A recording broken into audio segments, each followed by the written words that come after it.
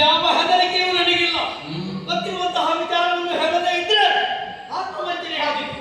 ಅದಕ್ಕೆ ಬೇಕಾಗಿ ಈಗ ಕೇಳಿದಂತಹ ಪ್ರಶ್ನೆಗೆ ಉತ್ತರ ಕೊಡುವುದಕ್ಕೆ ನಾನು ಬಂದಿದ್ದೆ.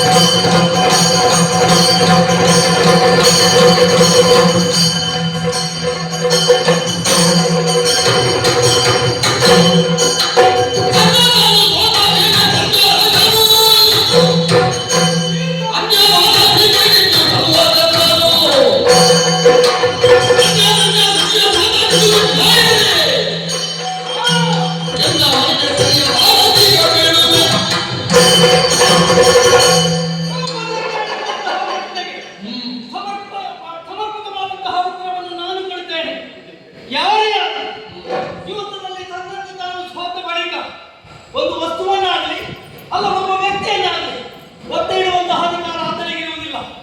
ಆದ ಕಾರಣ ಧರ್ಮರಾಯ ಯುದ್ಧದಲ್ಲಿ ತನ್ನನ್ನು ತಾನು ಸೋತ ಬಳಿಕ ಈ ದ್ರೌಪದಿಯನ್ನು ಒತ್ತೆ ಇಟ್ಟನು.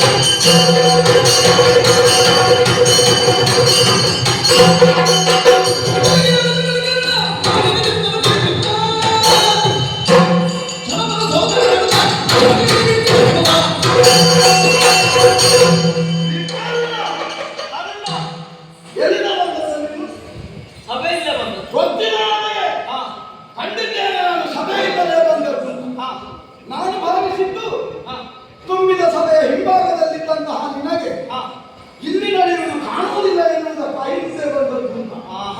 ಬಂದಾಡಿದ ಮಾತು ಏನು ಮೇಲಿಂದ ಇಳಿದು ಬಂದದ್ದಲ್ಲಿ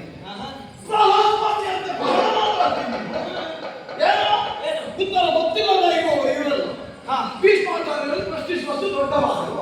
ಅವನೇನು ಹೇಳಿದ್ದು ಉತ್ತರ ಅವರು ಹೇಳಿದ್ದಾರೆ, ಗೌರವೇಶ್ವರನ್ನು ಕೇಳಿದ್ದಾರೆ. ಹಾಗಾದ್ರೆ ಅವರದ್ದು ಸಮ್ಮತಿ ಉಂಟು ಎನ್ನುವುದು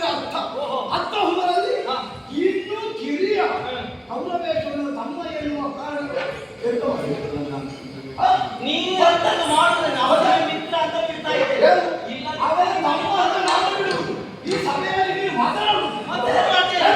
ಏನು ಮಾಡ್ತೀರಾ?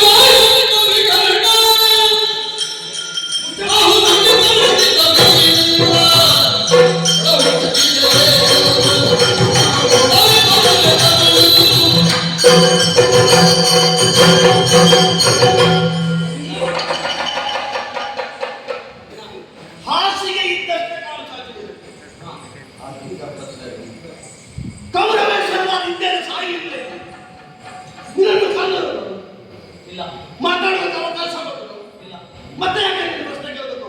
ನಾನೇ ಬಂದದ್ದು ಉತ್ತರ ಕೊಡು. ನೀನು ಬಂದದ್ದು ನಾನಿದ್ದೇನೆ ಅಂತ ಗೊತ್ತಿದ್ದ ಇದು. ನಾನು ಇಂಥ ನೀನು ಯಾಕೆ ಮಾತಾಡೋದು? ಯಾರು ಉತ್ತರ ಕೊಡಲಿಲ್ಲ.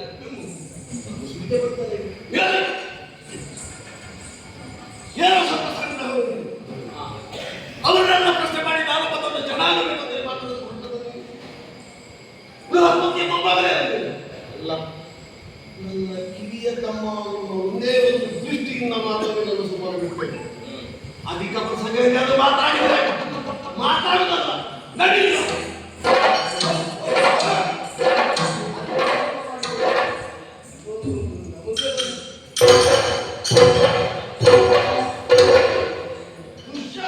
ಒಬ್ಬ ಏಳು ಸ್ವರ ಕೇಳಿಸಿದ್ದು ಯಾರದ್ದದು? ಯಾರದ್ದಲ್ಲವೋ ಅವರದ್ದು. ಏನಂತೆ? ಅವರದ್ದು ಹೀಗೆ ಮಾಡುದು ಸರ್. ಇದು ತಪ್ಪು. ನೀವು ಯಾಕೆ ಮಾತಾಡುವುದಿಲ್ಲ? ಎಲ್ಲರೂ ಪ್ರಶ್ನೆ ಕೇಳಿದ್ರೆ ಉತ್ತರಿಸುವುದು ಯಾರು? ಅವನಿಗೆ ಬರ್ತವೆ ಮುಸುಡಿಗೆ ಮಾಡಿಸಬೇಕು. ನನ್ನ ತಮ್ಮ ಅನ್ನೋ ಒಂದು ನೆಪದಲ್ಲಿ ಅವರು ಬಿಟ್ಟಿದ್ದೇನೆ. ನಾವಿರುವಾಗ ಮಗನ ಪ್ರಶ್ನೆ ಮತ್ತೆ ಒಂದು ನಾನು ಇದ್ದೇನಲ್ಲ, ನೀವಿರುವಾಗ ಬೇಕು ಕೊಡಲಾಗ ಆಗಲ್ಲ. ಏನಾದರೂ ಸಮಸ್ಯೆ ಆಯ್ತು ಉಂಟಾದ್ರೆ ಅಣ್ಣ ಏನಿದ್ರು ಸಹ ಈ ಹೊತ್ತಿಗೆ ಒಂದು ಕೆಲಸ ಆಗಲೇಬೇಕು. ಏನಾಗಬೇಕು ಹೇಳು. ಈ ಪಾಂಡವರು ಧರ್ಮರಾಯರು ದೂತವನ್ನು ಸರ್ವಸ್ವವನ್ನು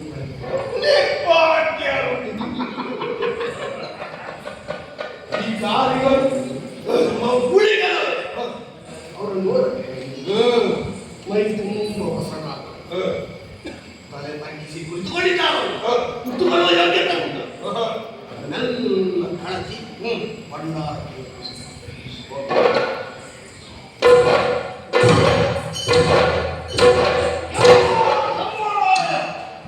ಭೀಮ, ಅರ್ಜುನ ನಕುಲ ಸಹದೇವರು ಜೀವಿತದಲ್ಲಿ ಎಲ್ಲವನ್ನೂ ಕಳೆದುಕೊಂಡಂತಹ ನಿಮಗೆ ಈ ಕಿರೀಟವು ಹಾರ ಕೇಯುರಾದಿಗಳು ಯಾಕೆ?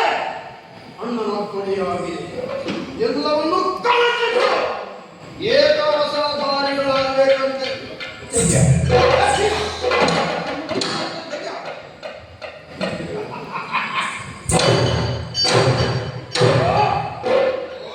ನಿನ್ನ ಅಪ್ಪಣೆಯನ್ನು ಪಾಲಿಸುವುದಕ್ಕಾಗಿ ಮುಂದಾಗಿದ್ದಾರೆ. ಎಲ್ಲವನ್ನೂ ಕಳಚಿಟ್ಟಿದ್ದಾರೆ. ಏಕವಸನವನ್ನು ಉಟ್ಟುಕೊಂಡಿದ್ದಾರೆ. ಹೌದು, ಒಂದು ಸಲ ಅವರ ಚಂದವನ್ನು ನೋಡಬೇಕು. ನೋಡು.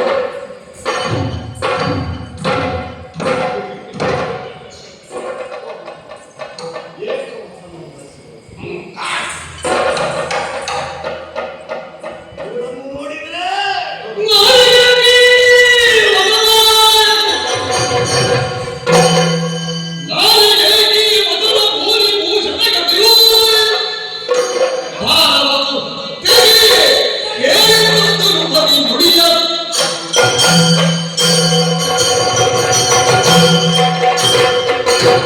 Thank you.